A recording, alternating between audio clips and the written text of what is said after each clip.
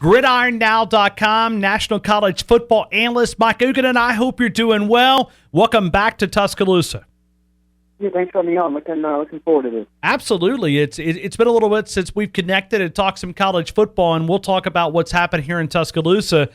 Just your projections for this upcoming season. Do you see the Crimson Tide right back in the thick of things in this Final Four college football playoff scenario? Yeah, they'll have questions, obviously, but every team does. It helps when you have questions to have a ton of talent, and obviously Alabama has literally tons of talent. So, obviously the Cam Robinson situation could have a bearing on the season. How well Scarborough performs as a first-year starter.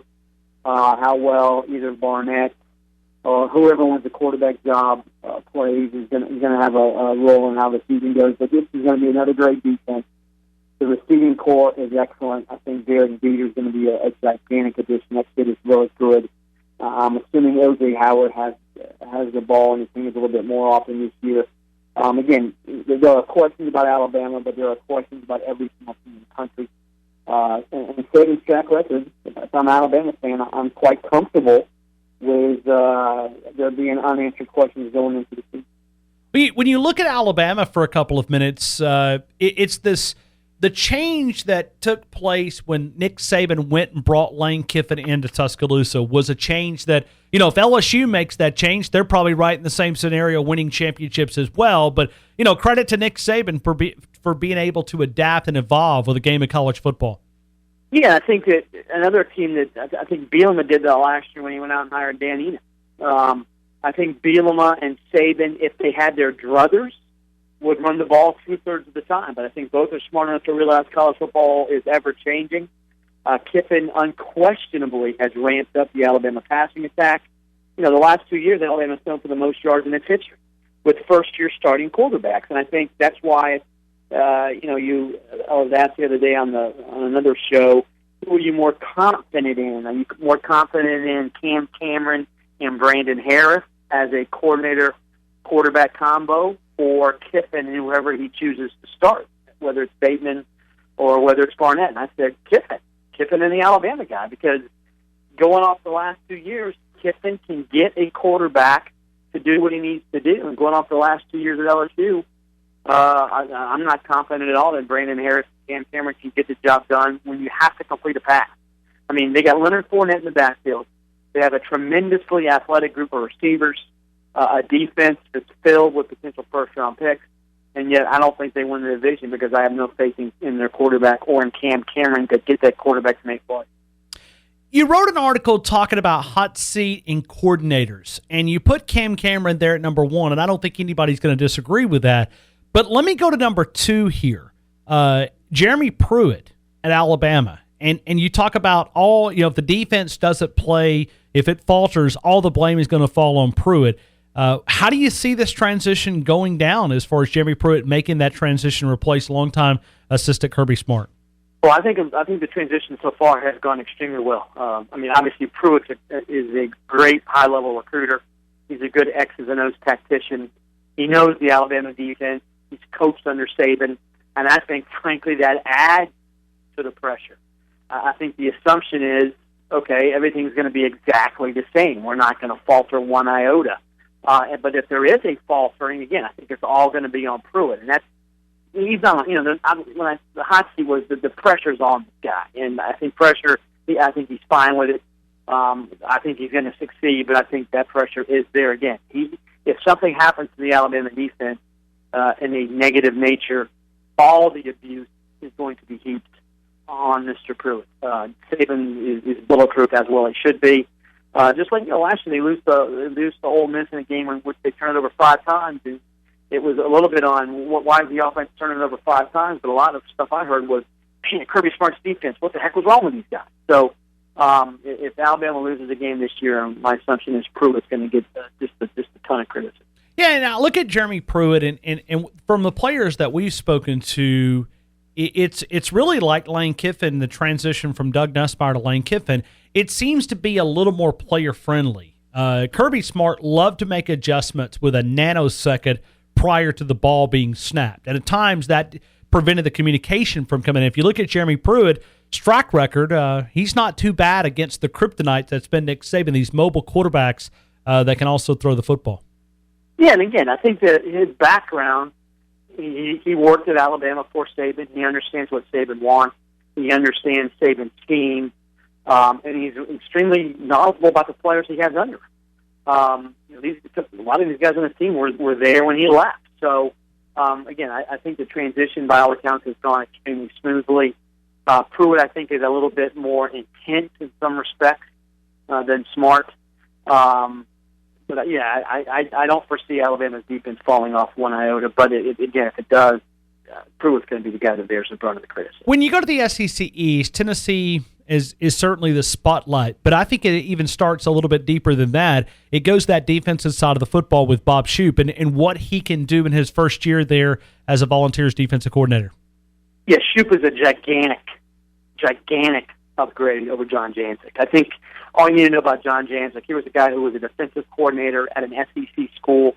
This year, he's coaching safeties at USF. Shoop is going to be much more aggressive. I think he's a better schemes guy. I think he's a better X's and O's guy. He's coached in the SEC before. That helps because he was at Vandy. And his defenses at Vandy were good, considering the talent he had to work with. He's got a lot more talent at Tennessee than he had at Vandy, and frankly, a lot more talent than he had at Penn State. Penn State last year had 43 sacks. That's 13 more than Tennessee. Now, part of that, yeah, the Big Ten isn't as good as the SEC. At the same time, he had 13 more sacks. That's an impressive number. And he did that on a team whose offense, Penn State's offense was atrocious. So Penn State's defense was on the field a lot. He knows what he's doing. And to me, you're right, Tennessee unquestionably will be the pick to win the SEC East. Wouldn't be surprised if it's unanimous at the SEC Media Days. You look at the other teams in the division, Georgia and Florida have a shot, I think, outside. The other 4 teams are garbage. So are you buying the hype, Mike? Yeah, I'm buying the hype just because look who else is in the division. You can discount Kentucky, you can discount Vandy, you can discount Missouri, you can discount South Carolina. If any of those teams get to a bowl game, I think Kentucky and Vandy have legit chances at a bowl game, but 6-6. Florida's got questions at running back, quarterback, receiver until Antonio Callaway comes back. Georgia's got questions at quarterback. Is it going to be Eason, a true freshman? A true freshman in the SEC, that's not the easiest thing. How soon does Nick Chubb return to 100%? Do they have a legit go-to receiver? There's a lot of pressure on Terry Godwin. Terry Godwin last year caught 27 passes. He's supposed to make the jump to a 55 or 60 catch guy. Let's see if it happens. And that's a defense that's predicated on big plays from its outside linebackers, Davin Bellamy and Lorenzo Carter. Lorenzo Carter last year was garbage. He needs to play a heck of a lot better this year. I think Davin Bellamy has a chance for a really good season.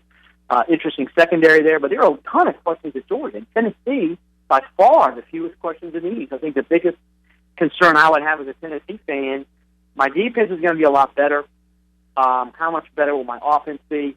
I think Mike DeBoard, the offensive coordinator, is not a guy that engenders a lot of confidence. I don't think. They're going to have a really good rushing attack. Kamara, Hurd, Josh Dobbs is a great runner. As a passer, Josh Dobbs is a great runner. Josh Dobbs has thrown for 200 yards 6 times in his career. Now, I get the fact that Tennessee's a run-first team, but again, at some point the Vols are going to have to throw the ball, sort of like Brandon Harris. I have more faith in Dobbs than I do in Harris, but if Tennessee gets behind by 14 points in a game in the second half, they're in deep trouble. Now, the thing is, I'm not sure that's going to happen because their offense looks like it's going to be able to run the ball, and their defense is going to be good, but Josh Dobbs is far from an accomplished that. Yeah, and you look at him throwing down the field is the big problem. It seems like he's a little bit easier with those, roll him out to the flats and those easy high percentage passes. But when he's having to throw 15, 20 yards down the field, he's not very good. Yeah. Tennessee does not have a proven downfield passing attack. And part of that, I think, is the offensive scheme. Now, does the board do that because he knows Dobbs can't throw it deep, or is that just what the board is more comfortable with? I think they have some receivers who can do some damage. I think their tight ends, the Kroom kid who moved from receiver to tight end is an intriguing talent. Ethan Wolf can play. And Hurd and Kamara are both really good receivers out of the backfield. But, yeah, if I'm playing Tennessee, I'm crowding the box and saying, hey, if you can beat me, Josh Dobbs going deep, go do it. I don't think you can. GridironNow.com is the website. We're talking to Mike Huguenin right now inside the game here in Tuscaloosa. Let's go back to the state of Alabama, and let's go across the state here to the Auburn Tigers. Kevin Steele brings in a different philosophy on the defensive side of the football from LSU. What do you expect from the Tigers on the defensive side of the ball? Yeah, I was talking about how Bob Shoop was a big upgrade over John Jancic. To me, Dave Arand is a gigantic upgrade over Kevin Steele at LSU. LSU downgrade a defensive coordinator. Will Muschamp, not a good head coach. I think he's a really good coordinator. I'm not convinced that Steele's the right guy. Now, obviously, it will help if Carl Lawson stays healthy. It will help if Adams finally plays up to the hype from the high school days. I think the secondary has some potential. Carlton Davis, I think, is going to be a legitimate all-SEC guy this fall. The thing is, there's a lot of really good corners in this league, but Carlton Davis can play. Offensively, though, I mean, Malzahn's offense is predicated on quarterbacks being able to make plays. They did not have that quarterback last year. I'm not sure they're going to have that quarterback this year. John Franklin comes in, Todd JUCO, a really good athlete, unbelievable speed. But as a passer, he makes Nick Marshall look like Peyton Manning. So there are some concerns if I'm an Auburn fan. How much better is that offense going to be? Because I'm not sure. You know, Jeremy Johnson flopped miserably. Sean White, I think, is a better fit in a different kind of offense. John Franklin, again, a really good athlete who can't throw it. So I think the receiving core is going to be better. They got some athletes up there. How often are those receivers going to get the ball, though? So I think Auburn, you know, there's three coaches in the SEC that are on the hot seat, Malzahn, Miles, and someone.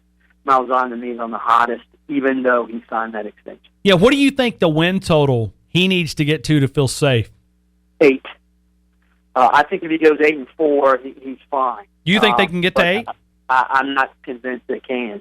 You know, the West is an interesting division also. I mean, Alabama and LSU by far have the most talent. Ole Miss is going to have the best offense, but an extremely questionable defense. Mississippi State, Mullen, I think, is a really good coach. I don't know who his quarterback's going to be. I don't know who his wide receivers outside of Fred Ross are going to be. I'm not sure about the running game or the offensive line. Other than that, the offense looks really good at Mississippi State. Arkansas, good receiving core. Don't know about the quarterback. Don't know about the running backs. Don't know about the line.